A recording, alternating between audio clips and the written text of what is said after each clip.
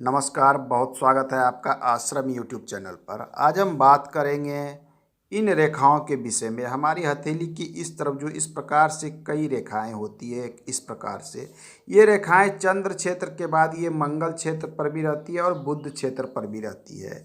कभी कभी ये हथेली में बहुत अधिक संख्या में रहती है, कभी ये कुछ लिमिट संख्या में रहती है। हम इनकी बात करेंगे। सबसे पहले इनके प्रकार, ये मुख्य रूप से 3 तरह की होती है। कुछ रेखाएं तो ये ऊपर की ओर घूमी रहती है, कुछ रेखाएं नीचे की ओर जाती प्रतीत होती है, और दूसरी की एक मध्यम आकार की है। कुछ रेखाएं बहुत छोटी छोटी होती है। सबके अलग अलग गुण और दोष होते हैं। और सब उसके बाद निर्भर करता है ये क्षेत्र हमारा चंद्र का है, चंद्र पर्वत की स्थिति क्या है। कहते तो लोग इसे यात्रा रेखा है, लेकिन चंद्र पर्वत की स्थिति पर बहुत कुछ निर्भर करता है। आपके चंद्र पर्वत अगर शुभ स्थिति में है तो इसके फल शुभ अधिक प्राप्त होंगे, लेकिन आपका चंद्र पर्वत अगर मध्यम अवस्था में है, या फिर हो सकता है चंद्र पर्वत कमजोर अवस्था में हो, या फिर अशुभ अवस्था में। अशुभ अवस्था में होना और कमजोर अवस्था में होना दोनों दो अर्थ होते हैं। क्योंकि कमजोर को तो मजबूत किया जा सकता है, लेकिन अशुभ को शुभ करने में थोड़ा अधिक पेचीदा हो जाता है। हम इसकी बात बाद में कर लेंगे। अब सर्वप्रथम इन रेखाओं की बात कर लेते हैं। अगर ये हथेली में, आपकी हथेली में ये लंबी लंबी रेखा हो, ये रेखाएं जो है थोड़ी लंबी लंबी हो, या आपके हथेली में कई रेखाएं हैं तो इसमें 2-3 लंबी लंबी रेखाएं भी हो सकती है। ये यहाँ से भी हो सकती है, यहाँ से भी हो सकती है। तो लंबी रेखा शुभ स्थिति को दिखलाती है।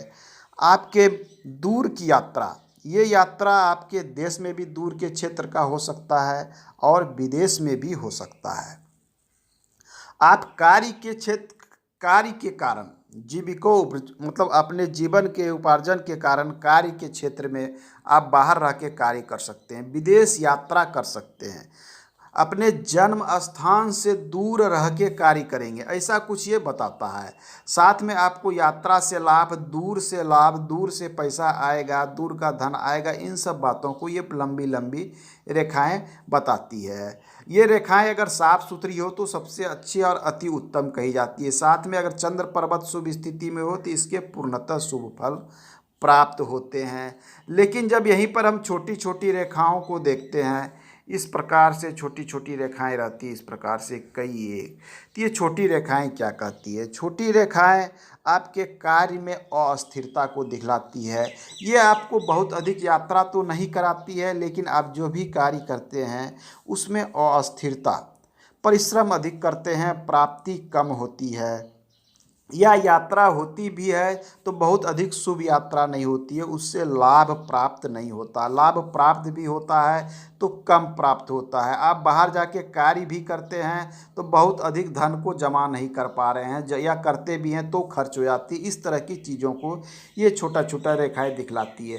मन का विचलित होना, कार्य का परिवर्तन करना, आप एक काम में अस्थिर नहीं रहते हैं, मन विचलित होते रहता है, कार्य भी अस्थिर है, कभी कोई कार्य कर लिया, कभी कोई कार्य कर लिया, इस तरह की प्रवृत्ति छोटी रेखाएं दिखलाती है। अब तीसरी अवस्था मध्यम रेखाओं की होती है।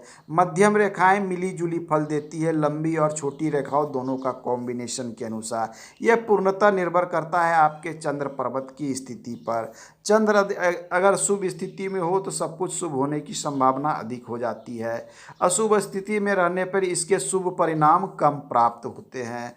अब नेक्स्ट टाइप की एक और रेखाएं प्राप्त होती है, वो होती है कि आड़ी तिरछी रेखाएं। कोई इस प्रकार से है, कोई इसे काट रही है। ये देखें, मतलब तिरछी रेखाएं इस प्रकार से है कि कोई भी स्पष्ट नहीं है, ये एक दूसरे को काट देती है, तो ये एक अच्छी और शुभ स्थिति नहीं मानी जाती है। ऐसे जातक अकारण क्रोध करने वाले, बात बात में गुस्सा करने वाले, कोई भी कार्य कर रहे हैं तो उसमें अस्थिरता नहीं है, थोड़ी सी बात कुछ ऐसी वैसी हो गई तो वो किसी पे चढ़ गए, किसी पर बहुत ज़्यादा गुस्सा कर लिए, तो क्रोध की भावना और अस्थिरता, इसलिए इन रेखाओं को अच्छा और शुभ नहीं माना गया है कि आपकी हथेली में एक दूसरे को काटती हुई रेखाएं इस प्रकार से हो, या फिर यात्रा रेखाएं भी हो तो ये इस प्रकार से है, इस प्रकार से, लेकिन कोई रेखा इस प्रकार से उसे काट देती है। तो ये कटना एक तरह से जीवन में उलझन को भी दिखलाता है। ऐसे जातक सोचते अधिक हैं लेकिन कार्य को सही तरीके से कर नहीं पाते हैं। तो इसकी शांति की बात करें, अगर चंद्र में अस्थिरता हो, किसी भी तरह की बात हो, छोटी छोटी रेखा हो, आपको ऐसा लग रहा है कि हमें शुभ फल प्राप्ति नहीं होती, तो इसके एक छोटी सी उपाय आप कर सकते हैं। चंद्र जो है शांति और शीतलता का कारक है। आपको चांदी धारण करना है।